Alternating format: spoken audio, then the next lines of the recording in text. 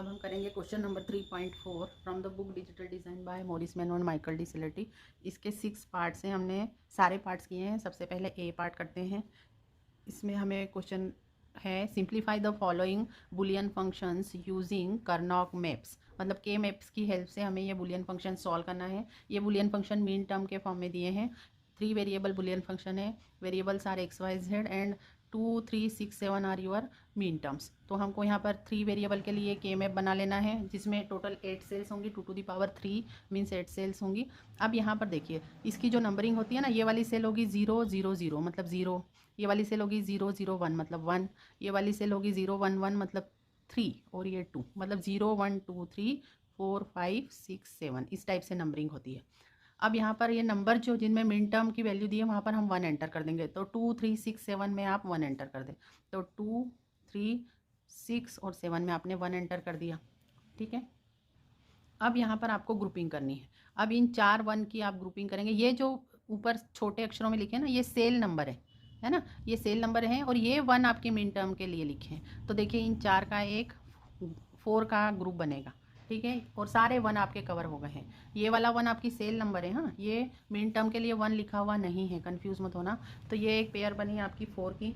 अब इसका आंसर क्या हो जाएगा? बिकॉज ये अब 3 वेरिएबल है, तो इसका एक ही आंसर, एक लिटरल में ही आंसर आएगा 3 वेरिएबल का, अगर 4 की ग्रुपिंग होती है तो, है ना। तो अब 4 की ग्रुपिंग में देखिए, इन चारों में यहाँ पर एक्स की वैल्यू 0 और 1 है, तो ये तो छूट जाएगी। यहाँ पर जेड की वैल्यू भी 1 और 0 है, तो वो भी छूट जाएगी। सिर्फ वाई की वैल्यू 1 और 1 आ रही है, तो इस एफ का आंसर हो जाएगा वाई।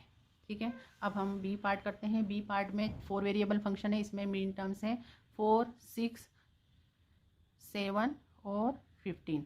अब यहाँ पर 4 वेरिएबल है, तो 2 टू दी पावर 4 मतलब 16 सेल का हम के मैप बनाएंगे। तो यहाँ पर हमने 16 सेल का के मैप बना लिया है। और इसकी नंबरिंग कैसे होगी? 0 1 2 3 4 5 6 7 8 9 10 11 12 13 14 एंड 15। ठीक है, आप चेक कर लेना। जैसे ये 13 ना, 1 1 0 1 1 1 0 1 मतलब हम बाइनरी में ये कौन सा नंबर है? 13, इसलिए ये यहाँ पर 13 आया है।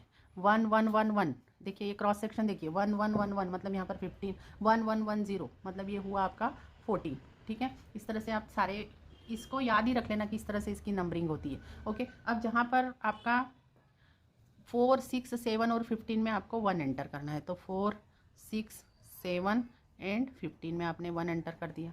ठीक है। अब इसके बाद हम इसकी ग्रुपिंग करेंगे। हाँ, तो अब ये 2 ग्रुप बना, इन दोनों की ग्रुप कर ले। ठीक है। उसके बाद इन दोनों का ग्रुप प्रायोरिटी पे नहीं करना है आपको। अगर आप जो आपके 2 बचे हुए 1 हैं, अगर आप पहले उन दोनों को ग्रुप कर पा रहे हो, तो उन दोनों को ग्रुप कीजिए। देखिए, हम इनको फोल्ड कर देंगे। जैसे ही हम इस पेपर को फोल्ड करेंगे, तो 4 और 6 वाली सेल्स एक दूसरे के पास आ जाएंगी। तो एक ये भी ग्रुपिंग होती है ना, पेयर बन रही है। तो अब आपके सारे 1 कवर हो गए, है ना। जैसे मान लो आप 7 और 6 की पहले कर देते पहले, तो फिर आपको लगता अरे 4 बच गया है, तो आप 4 और 6 की फिर से करते। तो इस तरह से आपके 3 प्राइम इम्प्लीकेंट बन जाते, जिसमें से एक की ज़रूरत ही नहीं थी। इसलिए पहले चेक कर लेना चाहिए हमारे जितने भी 1 है बच रहे हैं, उनकी पहले पेयरिंग करें हम। इस प्राइम इम्प्लीकेंट के लिए देखिए, यहाँ पर 0 और 1 आंसर आ रहा है। तो 0 और 1 मतलब इस साइड कौन है? इस साइड कौन से वेरिएबल हैं? A B. तो ये हो जाएगा ए डैश बी। और अब हम ऊपर जाएंगे। ऊपर जाएंगे तो देखिए, दोनों में डी की वैल्यू तो दोनों में 0 है, और सी की वैल्यू 0 और 1 है, तो वो छोड़ देंगे। जो सेम होती है ना, वो वैल्यू लेते हैं। तो डी की वैल्यू 0 है, तो डी डैश लेंगे। तो आपका एफ इज इक्वल टू क्या हो जाएगा? एफ 7 और 15 वाला, इसका यहाँ से ऊपर में 1 1 वैल्यू आ रही ना, तो सी डी तो आएगा ही आपका, सी डी। और इस साइड में बी, तो एक सी भी आएगा इसके साथ में वैल्यू, मतलब सी बी डी आएगा। मतलब यहाँ पर आपको सी बी डी लिखना है। तो सी बी डी देख। अब नेक्स्ट सी पार्ट में 4 वेरिएबल के मैप की ज़रूरत है, और इसमें मीन टर्म्स हैं 3 7 11 13 14 एंड 15।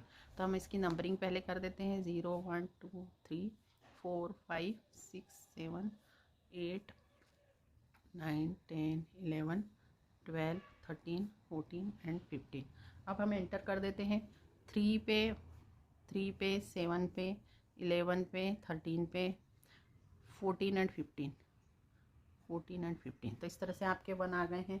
अब हम इनकी ग्रुपिंग करते हैं। तो देखिए, ये 4 का एक ग्रुप दिख रहा है, तो ये 4 का एक ग्रुप बन जाएगा। सबसे प्रायोरिटी पे हमें 4 की ग्रुपिंग करनी है। उसके बाद इन दोनों का एक पेयर बनेगा, और इन दोनों का एक पेयर बनेगा, है ना। तो इस 4 की ग्रुपिंग के लिए क्या आंसर होगा वो लिखना है, इस एक पेयर के लिए क्या होगा वो लिखना है, और इस पेयर के लिए क्या होगा वो लिखना है आंसर। ठीक है, तो अब इसमें देखिए ये वर्टिकली ऊपर यहाँ पर जा रहा है, तो यहाँ पर सी और डी दोनों की वैल्यू कितनी आ रही है 1 1, तो आंसर आ जाएगा सी डी। ठीक है, इस पेयर के लिए देखिए मतलब 15 और 14 सेल का जो हमने ग्रुप किया है ना, उसके लिए इधर 1 1 आ रहा है, मतलब ए बी तो आएगा।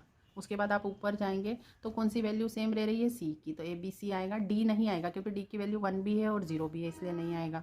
अब यहाँ पर देखिए यहाँ पर भी सेम 1 1 है, तो ए बी तो आ जाएगा, और आप ऊपर जाएंगे तो आपका डी का वैल्यू 1 है, तो ए बी डी आएगा।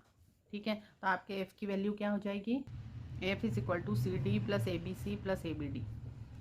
अब हम डी पार्ट करते हैं। डी पार्ट में यहाँ पर मेन टर्म्स ये दी हुई हैं, इनको एंटर कर लेंगे। पहले यहाँ पर सेल नंबर एंटर, अब यहाँ पर हम 1 एंटर करेंगे 2 3 12 13 में, तो 2 3 12 13 14 एंड 15। ठीक है, अब इनको देखते ही आपको पता चला होगा कि ये 4 की एक आपकी ग्रुपिंग हो गई और दूसरी ये 2 की होगी। ठीक है, अब इस ग्रुप के लिए आपका आंसर हो जाएगा, यहाँ पर 1 1 आ रहा है, 1 1 आ रहा है मतलब वेरिएबल सीधे लिखने हैं, तो डब्ल्यू एक्स आ जाएगा, ऊपर वाले नहीं आते हैं। ठीक है, जब 4 की ग्रुपिंग होती है 4 वेरिएबल में तो 2 लिटरल का आंसर आता है।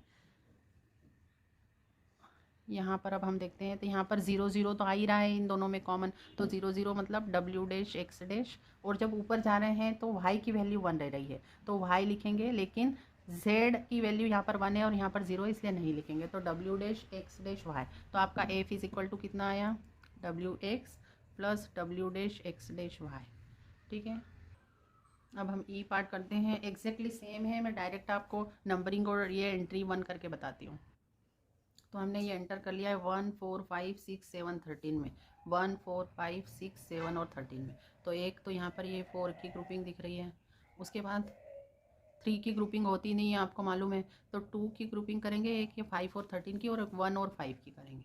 ठीक है, तो अब आप इसका आंसर क्या हो जाएगा, ये 4 का जो आपका क्वाड्रेंट बना है, इसकी 4 की जो रो बनी है इसकी पेयरिंग की है, इसका आंसर होगा 0 1, मतलब यहाँ पर वेरिएबल है W और X, तो 0 होने के कारण इसको W डैश लिखेंगे और X की वैल्यू 1 है इसलिए इसे X ही लिखेंगे।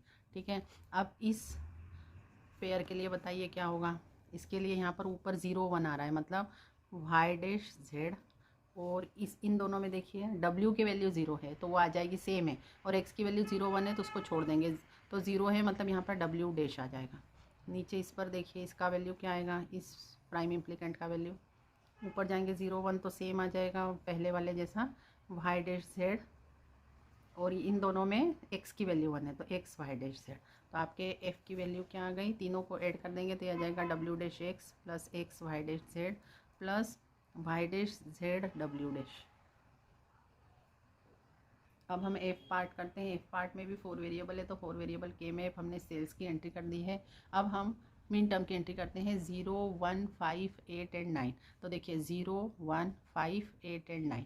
अब ये जो इनकी पेयरिंग आप करेंगे तो यहाँ पे एक 4 का ग्रुप दिख रहा है, जैसे फोल्ड करेंगे ना, जैसे ही हम इन दोनों एंड्स को पास में लाएंगे तो 0 1 और 8 9 पास में आ जाएंगे, तो ये एक 4 की ग्रुपिंग हो जाएगी और 5 का 1 के साथ एक पेयर बन जाएगा। ठीक है, तो ये वाले ग्रुप के लिए क्या आंसर हो जाएगा, इस वाले ग्रुप के लिए देखिए आप ऊपर जाइए तो y की वैल्यू 0 है, दोनों में, दोनों कॉलम में y की वैल्यू 0 है, तो y की वैल्यू 0 है मतलब y डैश, और इन दोनों रो में देखिए इन दोनों रो में x की वैल्यू 0 है मतलब x डैश आ जाएगा, तो x डैश y डैश आ गया इसका वैल्यू। अब इन पेयर के लिए देख लेते हैं, तो ऊपर 0 1 आ रहा है ना, 2 ही है तो हम फिर एक ही कॉलम लेंगे, तो 0 1 आ रहा है मतलब ये हो जाएगा Y डैश Z, और अब आप ये दोनों रोज़ देखिए, दोनों रोज़ में W की वैल्यू 0 है तो W डैश आ जाएगा, तो आपका एफ इज इक्वल टू क्या आ जाएगा, X डैश Y डैश, इसको हमने रीअरेंज करके लिखा है, प्लस ये क्या हो जाएगा W dash Y dash Z। ठीक है, thank you for watching the video. If these videos are really helpful to you, then please keep supporting us by subscribing our channel and sharing with your friends. And thank you once again for watching the video.